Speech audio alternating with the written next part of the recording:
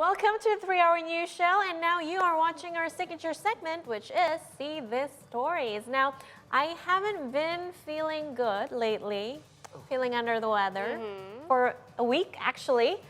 I've been coughing, sneezing, not feeling well in general. Oh, I'm scared.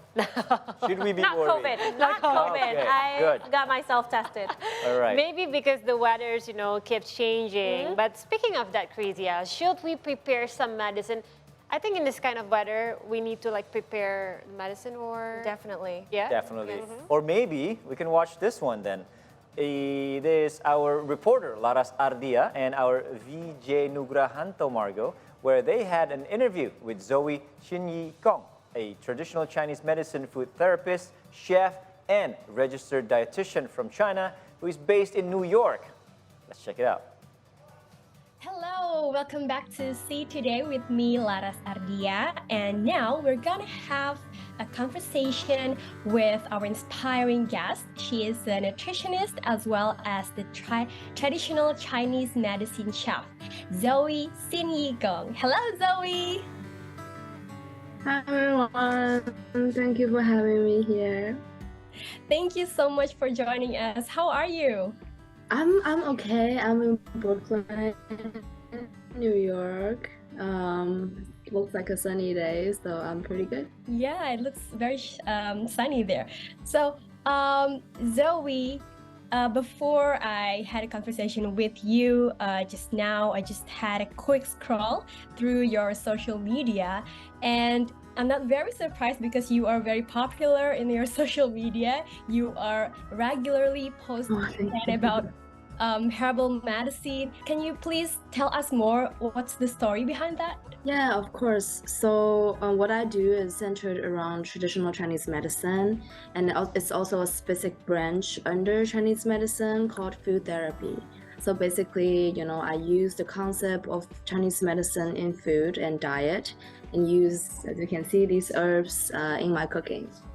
Yeah, and I share, knowledge, information, recipes with my followers.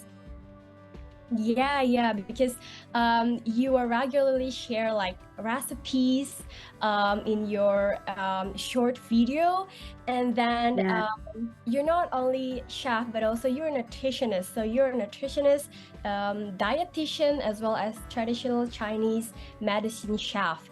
So what's the difference? Can you please tell us about the difference between traditional Chinese herbal medicine and the regular medicine?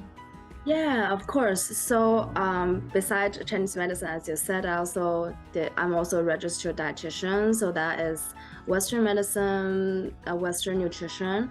There are a lot of differences among those two branches of medicine, obviously, but also there are similarities also. Also, the biggest difference is in Western nutrition, we use a lot of numbers to quantify things. Let's say, you have your BMI, you have the certain amount of calories you eat every day, the amount of vitamin A in a carrot, things like that. But in Chinese medicine nutrition, we look at the picture in a more holistic way, I would say. And a lot of the things is based on nature, based on ourselves and our connection with food. So I think that's something that is very different. So Zoey, some people think that, or maybe have their opinion about the Chinese medicine. They say that the taste is awfully bitter if we tasted the Chinese medicine. So how would you suggest or maybe give the recommendation for the people to deal with it? Yeah, of course. So, and under Chinese medicine, the bitter part is actually the herbal decoction part.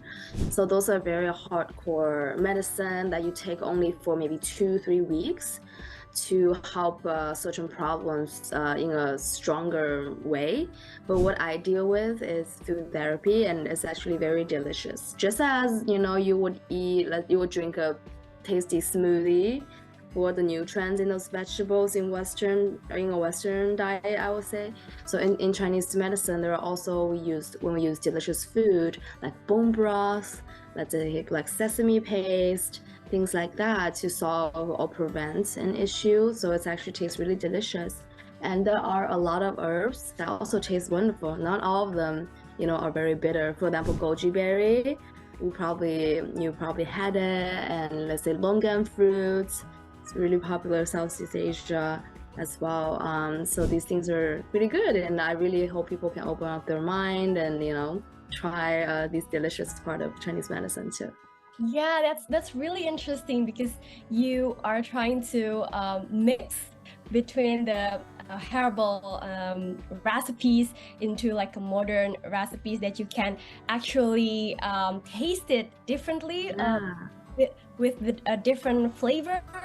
Yeah. Yeah, and also, in the beginning of Chinese medicine, it was all food.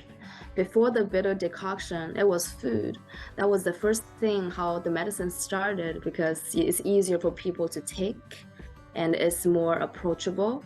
I always tell the story where, how Chinese dumpling was invented. It was invented as a medicine rather than a food item, but it became a popular dish because it was helpful for people.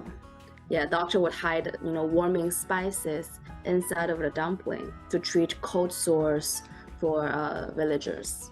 Ah, I see that. Yeah. And I believe that maybe you have the same opinion that food is the best remedy. I mean, it is. It's so easy, much cheaper, and if you can really take care of your diet, you can really prevent a lot of issues. Yeah. And do you know that in Indonesia, there's also traditional drinks that we are commonly drink, which is called jamu. So jamu, have you heard about that? So let me explain a little Please bit. tell me. Yeah. Jamu is like a herbal drink from Indonesia. Usually they use like ginger, turmeric, and then curcuma, and then they just blend it into one drink, and then we drink it when we are feeling unwell or just a regular immune booster for us. And that's pretty interesting. If you come to Indonesia, please taste it. Please do. Oh, so it's like a spicier. Is that like pretty spicy? Yes, it's kind of spicy when you put ginger on the drink, but you can also make another spices, not only ginger, but also turmeric or maybe tamarind. You can use Javanese sugar, palm sugar on it. So yeah, it's kind of amazing. I have to come by and try it. Yeah, you should try it when you come here. And so then good. not only the traditional or herbal drinks, but in Indonesia there is like healthcare practice that called kerokan. I know it's kind of I don't know what should I say. Kerokan means that you have this treatment with a coin. You just use the regular coin, and then one person will scratch the back of your you know that? Yeah, it's like a gua sha in Chinese medicine. It's very similar. That's like a scraping, to release, the bad things. Yeah. Then usually the back will getting red if after you scratch it with the coin. Yes, that's one healthcare practice. And maybe if we talk about Chinese healthcare practice, you also know about acupuncture that are usually commonly used.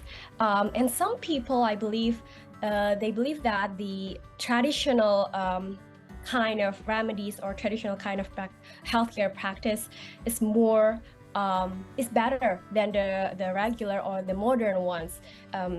What do you think of it? Yeah, I think, modern and traditional, they both have their equal values, and also they have their disadvantages as well. So I don't really see one thing better than another. I really think they needs to be friend, being practiced together and accepted by both sides of professionals, because there's a lack of communication almost among professionals, that either does Western medicine, they don't really understand Chinese medicine, or those who does traditional medicine doesn't really believe, they think the modern medicine is evil, right?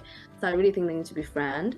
But I will say for traditional medicine, the good part is it has been tested by time much longer.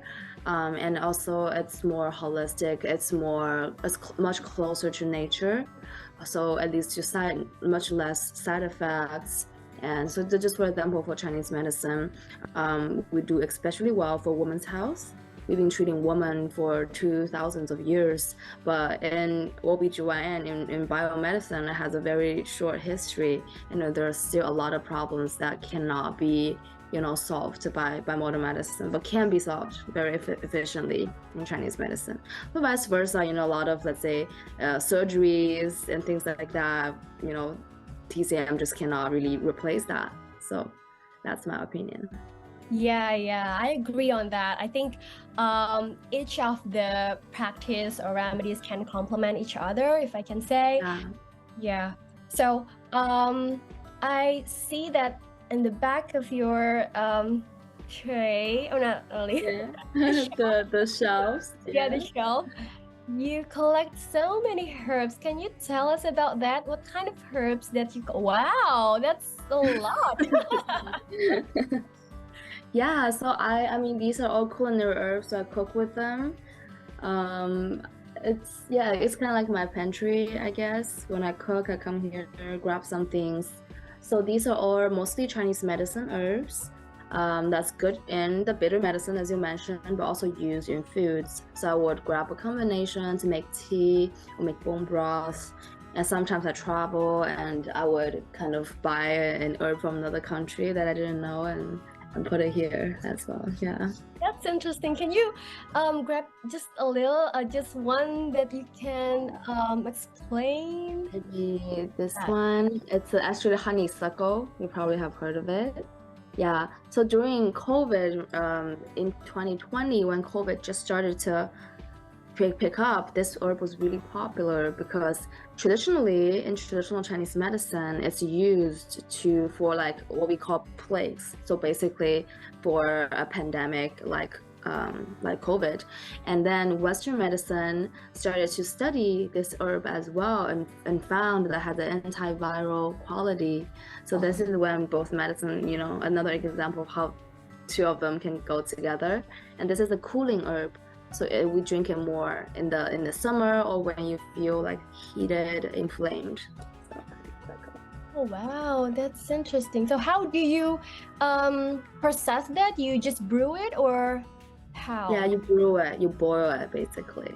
That's wow. I use that one. Yeah, and I mean this one maybe you have that mung beans. Oh, mung beans, yeah. I love that. Yeah. So it's also an herb.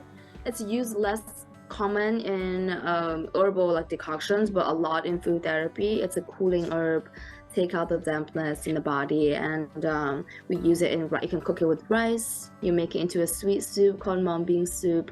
For the summer, it's the best thing. Yeah, it's the best. It's one of my favorites, mung beans. Mung beans. Yeah. So, how do you actually incorporate those herbs, those herbal medicine with like very delicious recipes that you own, that you create yourself? Yeah, a lot of the recipes, they are pretty classic. So they, in Chinese history, let's say it started, let's say, from the palace, right, where the Chinese emperors lived. And they have their kitchen, they have their doctors, and they often work together to make medicine very delicious for the emperor. So these recipes kind of got passed down, and I get inspirations from those recipes. And I also, because now that I know the flavor of these herbs, I know the functions, so I kind of think of creative ways of using them, so that it can be more relatable, I guess, to a modern diet. There are many ways to use these herbs if you get to know them. Yeah, you will like trial and error, I think, when you're doing the recipes. Of course, you gotta have to mix and match the herbs, the recipes, and So Zoe, you mentioned earlier that you're a nutritionist, right? Yeah. So you also learned about food, how to make food, and what is the nutrition of each of the ingredients. So what did you have to study to learn of this Chinese herbal medicine previously? Yeah, sure. So for the nutrition part, I had degrees in nutrition, and I'm a registered dietitian as well. But for the Chinese part, I went to Chinese medicine school in New York also. And also, I guess I do a lot of reading on my own, those Chinese medicine food therapy books. And there are many resources that I use outside of the school because in TCM schools here, they don't teach the nutrition part much. So I had to study a lot on my own. Yeah. Okay. So, what made you move, or maybe just shift from the modern, we can say, the nutritionist to the traditional Chinese medicine role that you currently in? Yeah, totally. So, I wouldn't say, first of all, I wouldn't say it's a complete shift. So I kind of combine both now. But the reason why I started to study more about TCM, I guess there are two reasons. First is I was working in the hospital and I was mostly like a Western chef, and there are a lot of unanswered questions for me, and the food became a little bit more too restrictive. The healthy cuisine became really restricting, I think. So I just wanted to know more. Is there another way of eating that's outside of just being gluten-free, being vegan, and things like that? So that's how when I found Chinese medicine, and it answered a lot of the unanswered question I had in mind, and it helped me understand my body better. And the second reason is I was also having some women's health issues. I lost my period for 2 years, and none of the Western method had helped me. I had to take birth control, but I didn't want to do that. It was hormone, and I just didn't want to do that. And then I was eating very healthy based on Western nutrition, but I still didn't have my period, so I was confused. But then when I tried Chinese medicine, I started to have more warming things in my diet. I had herbs and I had acupuncture, and that's what brought my period back in just 3 months. So that's when I'm like, okay, I want to know more about it. So that's how it all started.